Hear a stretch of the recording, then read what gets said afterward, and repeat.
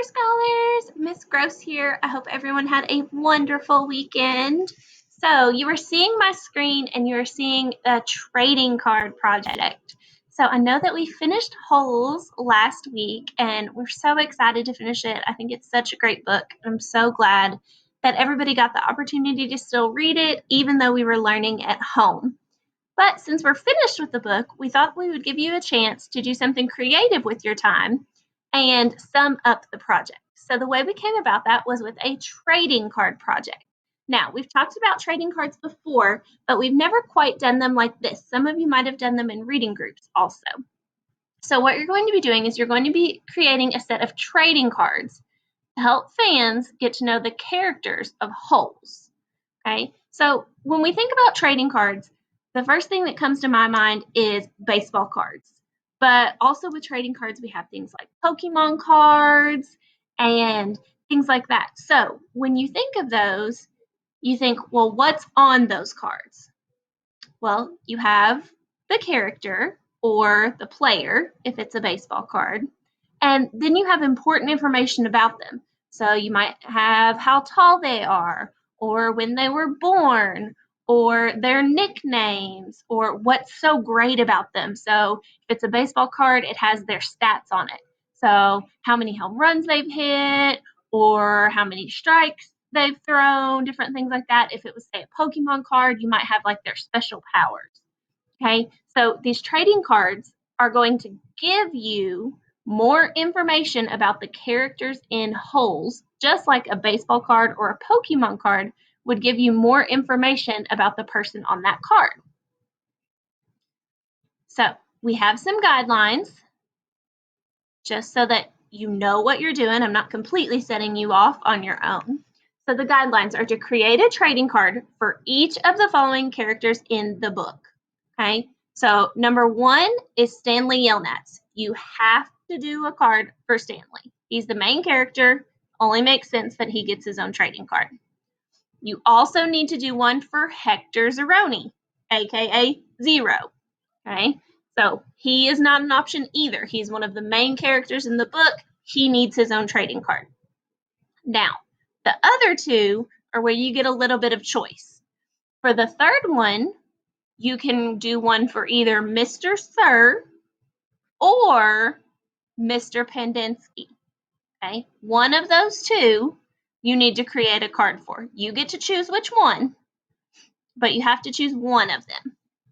Okay, and then the last one is your favorite character. So whoever was your favorite character in the book, it could have been X-Ray or Armpit or the Warden. Okay, you could choose Kate Barlow. Okay, whoever is your favorite character in this book, you're going to pick them and do the trading card on them for the fourth one. This one's the one where you get your free choice. Okay, the front, these are all going to be on a slide, so you're not really going to have a front and back. We're not going to be folding them. But the front should have the character's name and a picture. Okay, this can be an illustration that you draw at home. You're getting a little artsy in here. You can draw it at home as what you picture it being, or because we all know that Holes was made into a movie, you can choose a picture offline, and I'll show you how to input that if that's what you choose. Now, I do want to say, if you're choosing a picture offline, make sure in your trading card that you're telling us, well, this is offline, and you have to say how it's different. Because, for example, Stanley in the book is bigger. He's a big kid. He's bigger than all the other people there. That's part of why they call him Caveman. Okay? But in the movie, Stanley's not very big. He's kind of smaller. He's pretty skinny. Okay? So you need to explain, if you're choosing a picture, how that picture from the movie might be different from the description of the character in the text. Okay, so that's the only thing about if you're taking a picture offline. If you're drawing your picture, then you can just draw it based off of what they tell us in the book about them. Okay, so you're going to complete the trading card for the character, and you're going to answer questions. These are going to be inferences based off of what you know about that character from the book. Okay, so You know these characters so well. You've read the whole book. You've been introduced to them. So you should know how to describe them. And I'm going to show you what the template for it looks like here in just a second. Okay, so checkpoints. This is the timing of your piece. So I'm not going to expect you to have it all turned in Monday night. Okay, so we're giving you piece by piece so that you have a little bit of time to do it. So you're responsible for showing your teacher 2 different cards at each of the checkpoints. Okay, it'll keep you on track and allows you to make changes before you present them. On Monday, you're going to complete 2 of the cards. On Tuesday, you will complete 2 of the cards. We only have to do 4, so if you do 2 on Monday, 2 on Tuesday, you're good to go. Okay? On Wednesday, you are going to have a presentation. Now, what your presentation is going to be is either a Flipgrid video, or you can just record a video of yourself and post it to the Google Classroom. Okay, whichever way you're more comfortable with. I know some of us aren't super comfortable with Flipgrid, but if you want to just record a video of yourself and post it to our Google Classroom, you can do that too. But what you're going to be doing is sharing your trading cards, what you said about that person, with our class. Okay, so it's important that you make sure that as you're creating these trading cards, you're able to present them as well. So on Wednesday, you're going to create that presentation telling us about your cards. Okay, just like I'm telling you the directions right now, and I'm going through step by step of what you're supposed to do, you're going to go through step by step of how you made your trading cards and explain to us those characters. Because, for example, if you choose Kate Barlow, not everybody's going to choose Kate Barlow. Or if you choose X-ray or armpit, not everybody's going to choose those. So those are times when you get to shine and share what you know about them. You also might have come up with something different for Stanley or Zero or Mr. Sir or Mr. Pandinsky than somebody else in our class. So it's important that we share and we see what everybody else did. Okay, scrolling down, we have our rubric. Okay, so this is how you'll be graded on this project. Okay, so on this side, we have all of the standards just to show you where it is that these are coming from, why they're important, and whatnot. What you need to look at is the middle category here. These are the things that show that you are doing what you're supposed to be doing. You will get your good grade if you do the things in the middle category. Okay, so the first one. Each category on each playing card is clearly supported with appropriate text evidence. This is so important. Like I said, if you're taking a picture offline, then it's going to be different than how they describe those characters in the text. So you need to make sure that you use text evidence to tell us how those things are different. Okay? So each spot has text evidence. All playing cards are clearly show in-depth understanding of the character. So that means that you are showing that you know who this character is and what their likes, dislikes, their character traits. Student demonstrates a strong command of standard English grammar. This means you don't make mistakes. You are doing this on a computer. You have your autocorrect. You are able to make sure that you have punctuation, words are spelled correctly, all those things. Student demonstrates strong command of standard English writing, including correct use of capitalization and punctuation. So these go together, okay?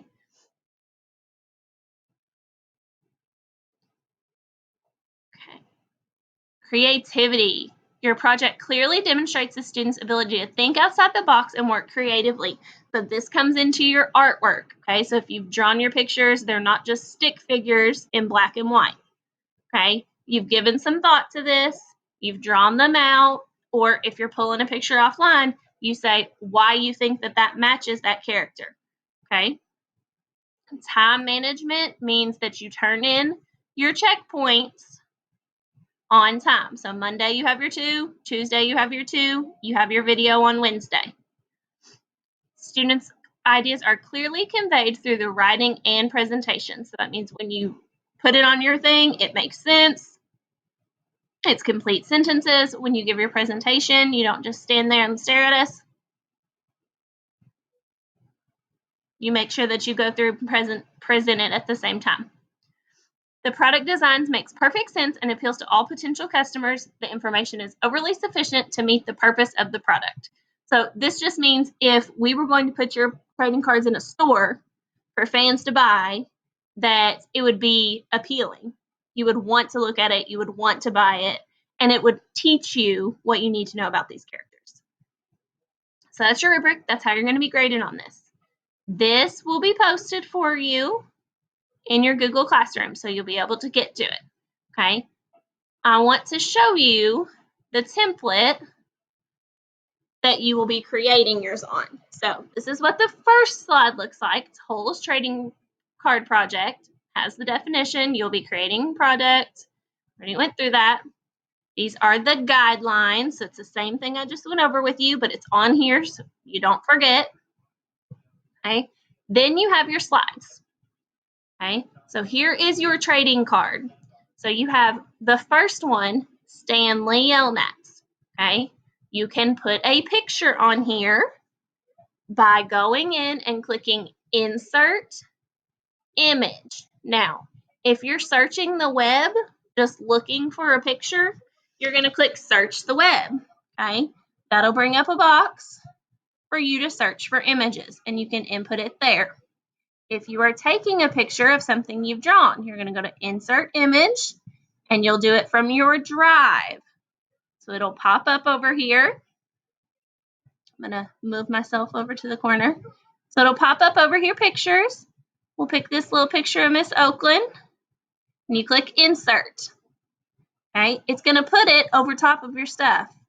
Is this okay? No.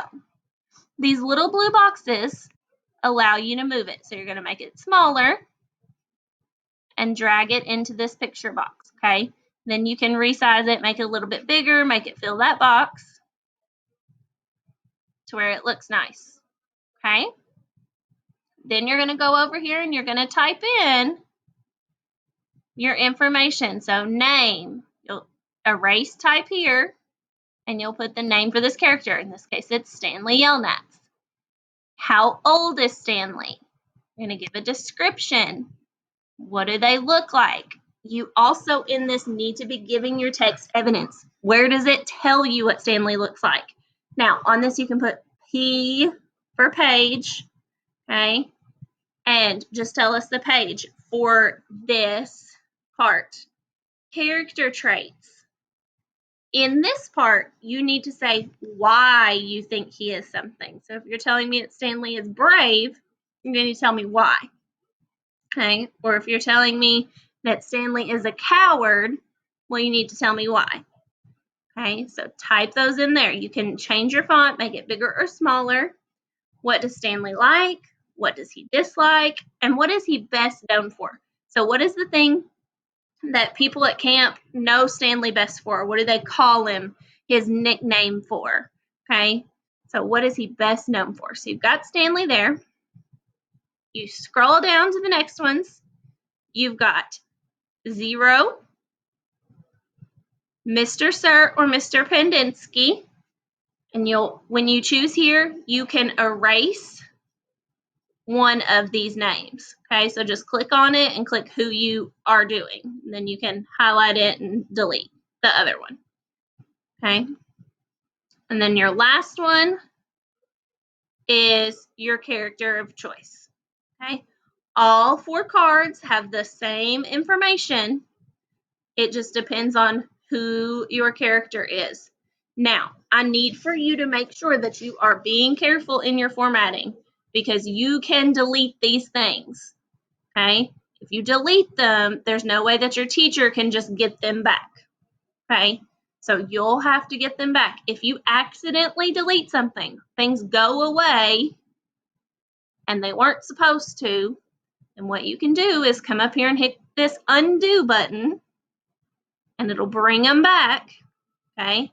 If that doesn't work, you can't undo, you'll see up here, all changes saved in Drive. If I click on this, it'll bring up the changes that have been made, okay? So you can see on Tuesday, Miss Campbell was on here. On Monday, Miss Burson was on here. Right now, I'm on here. You can go back to an older version, okay, if you've deleted things. Now, you'll have to start over if you're on that deleted version in order to get those back. So anything you've done between then and now might not be there, okay? But that's how you can get back to things. Hopefully, you don't have to do that and nobody accidentally deletes their stuff, but that's how you get there if you do. If you'll have questions on these, you know that your teachers are happy to help. I cannot wait to see everybody's and see what you all do, okay? Have fun, enjoy. We will see you soon.